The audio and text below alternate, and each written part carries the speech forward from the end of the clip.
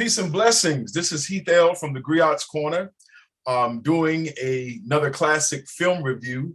I will be reviewing today from 2003, the classic film screenplay written by John Logan, directed by Edward Zwick, entitled The Last Samurai. Of course, it's starring Tom Cruise, Ken Watanabe, John Connolly. There was a host of interesting personalities in this cast, from Hiroyuki Sanada to Koyuki. There was a dramatic presentation of this story that we want to look at on today. It tells the story of Nathan Algren, who was an Army captain from the 7th Cavalry Infantry. He is hired by the Japanese Emperor to come and to train their soldiers because they are trying to modernize Japan. And this is in the mid-1800s. And they're modernizing Japan, led by this curious personality who is really out for his own interest, who is behind influencing the emperor by the name of Amaru, portrayed by Masaru Harada. And he is trying to convince the emperor to modernize Japan. It would open up the opportunity for commerce and trade. But they have one problem. They have a problem with the indigenous samurai, again, betrayed by a leader betrayed by Ken Watanabe, Katsumoto, who is, his only mission is to honor the traditions of their ancestry, to honor the emperor, who really is vacillating because Katsumoto was the emperor's teacher. And so the emperor has yet to totally just ban Katsumoto, because under samurai and Japanese culture, all the emperor would have to say to Katsumoto is, I want you to end your life. And according to samurai traditions, he would take his own life. But the emperor is vacillating. He's not quite sure as to what to do about Katsumoto. And so Amaru takes it upon himself to hire Captain Algren to come and to train their Japanese soldiers to go up against the samurai. Algren is reluctant. He repeatedly says that the army is not ready. They need more time to develop and train, but he's pushed into taking them into a conflict with the Japanese samurai. Subsequently, the samurai prevails mightily over them. They are attacked in ways that they were not prepared for. As a result, Algren is captured by the samurai and taken to Katsumoto's son's village. It is there that the movie takes an interesting twist, because it's there that Algren, who is fighting with his own internal demons, he was a soldier under Lieutenant Colonel Custer, and he was put into a situation where he had to kill innocent Native American women and children, and this has bothered his conscience. And so it's while he's under the, I guess you could say he's captured, he's a POW of the samurai, he begins to learn about samurai culture. He begins to learn that samurai means to serve. And it's there that he begins to really deal with his own internal demons that have plagued him for a long time. He begins to take an assessment of where his life is and where he desires his life to go. And it's there that he begins to adopt their principles and adopt their way of life.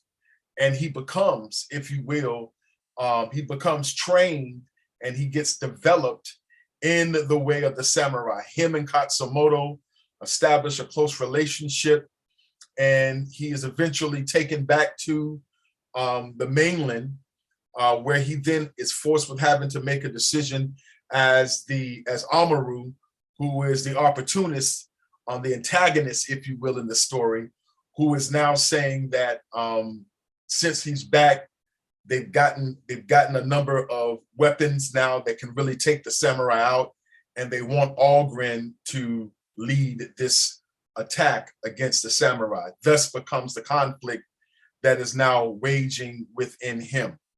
This is a very interesting story. I don't want to go into the full telling of this story, but I just wanted to mention that I wanted to first deal with the title, and which is the reason why I have the image of Algren, Tom Cruise, on my right, and Ken Watanabe, who plays Katsumoto, on my left. It's entitled The Last Samurai. When it was first promoted, the images that they were showing was the image of Tom Cruise, and they had underneath it The Last Samurai. Well, as I've watched the movie a number of times, and there are a couple of things that have come to mind for me that I feel is necessary to point out. And one is that first, I do not believe, and nor do I, and if I had an opportunity to interview Tom Cruise, I'm sure he would probably agree with this as well.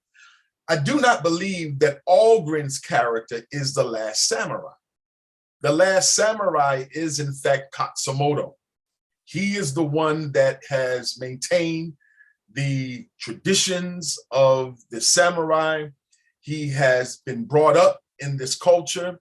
He has established, he's an established samurai leader. And it is he who puts his life on the line to make sure, to send a message, if you will, to the emperor that the ways of the ancestors should be maintained. This is very critical because since we are in the week of Independence Day, in fact, when we consider that and consider the maintaining of culture or the development of culture, Tom Cruise's character, though he is from the American culture, his character does not come to try to change, distort, or thwart anything of the samurai culture. In fact, all he really wants to do is understand who they are and what they represent.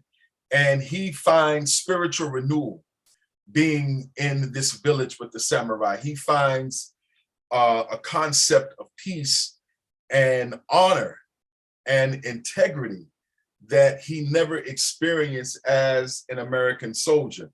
Tony Goldwyn's character, who was Algren's superior officer, who he betrays Colonel Bagley, he is the one that led Algren into an attack against Native American women and children, where they were compelled, rather, ordered, if you will, to slaughter this village of Native Americans, consisting predominantly of women and children. So he has a resentment to Colonel Bagley. And Colonel Bagley, of course, is, as Amaru to a very large degree, though he has military experience, he is also a self-opportunist.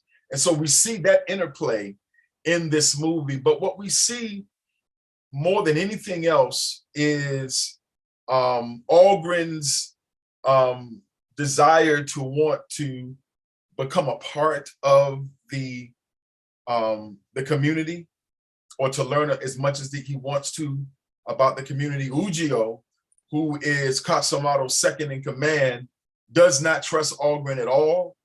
And in fact, there is a powerful scene where two of the Japanese children are sword fighting with wooden swords, and they hand one of the swords to Algren, who one of the sons, in fact, the son of the samurai that he kills, he's staying at their home, and him and the son are dueling, if you will. And of course, he gets the better of the son. Ujio shows up and demands that he put the sword down. He does not want him to be a part of their culture, and particularly of samurai training. He refuses, and the exchange between him and Ujio, which of course resulted in Ujio besting him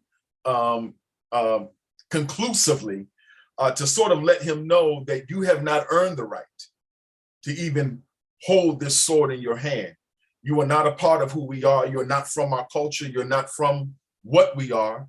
And so we are not open to have you share with us in this way. And so in a sense, Algren had to earn his stripes. He had to prove himself to the community that his intent, though it started insincere, it moved into not only sincerity, but in love. And he embraces his culture. This samurai family becomes his family. And again, not wanting to give the conclusiveness of the movie, many of you probably have already seen it, but I wanted to address it from the means of the honor and the respect. I have to give credence and kudos to Edward Zwick. I got to give credence to the portrayals that were done. They were done with a sincerity, and it showed the complexity of ancient Japanese culture trying to integrate itself into the modern complexities that were now present before them. And they were now put in a situation where either they upgraded or updated, or they were going to be in the archaic age. And so it is from there that the lesson of honoring one's traditions should never be abandoned. This is one of the things that really stuck out with me about the movie. In fact, it wasn't even the movie. It was the after response. I went to go see it in 2003. And as I was leaving the theater, there was a Japanese family that was standing near the door. And the son, one of the sons, was weeping uncontrollably. His father put his hands on his shoulder, and you could tell he was, giving him some counsel, but he was weeping. And though I did not go and ask, I dared not even go and ask what was going on. What it looked like to me was this young Japanese man was so impacted by the message of this movie that it just overwhelmed him.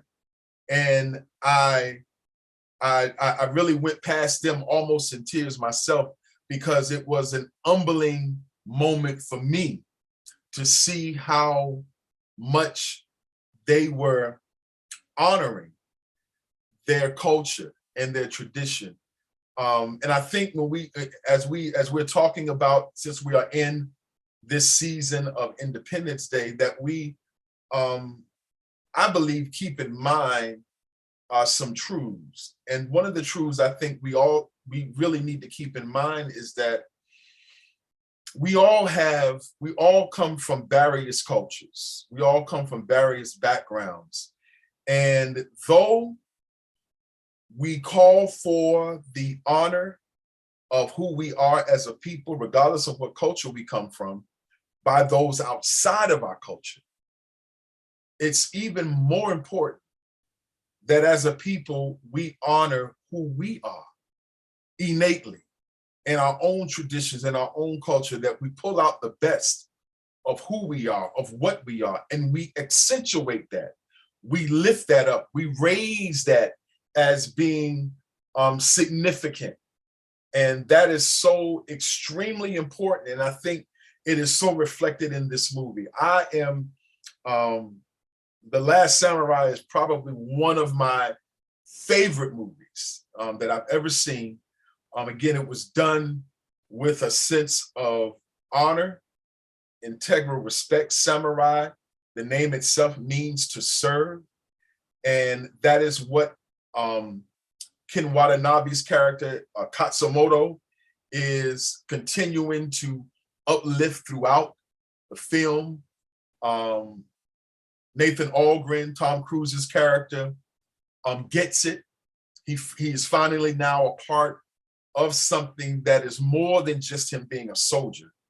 It's about how he looks out for community, how he stands up for family, how he respects himself and his extended community. And he is brought in, he is regarded as now being a part of the family. The name, going back to the name though, the name itself, I believe Algren became a part of the samurai culture. But if we're gonna call and make a designation as to one being the last samurai, I respectfully submit to you that it is Katsumoto, who is the last of that culture. In fact, one of the concluding statements of the movie is that when Katsumoto lays down his life, and really that's what he does, the narrator discusses how it was now the official end of an era.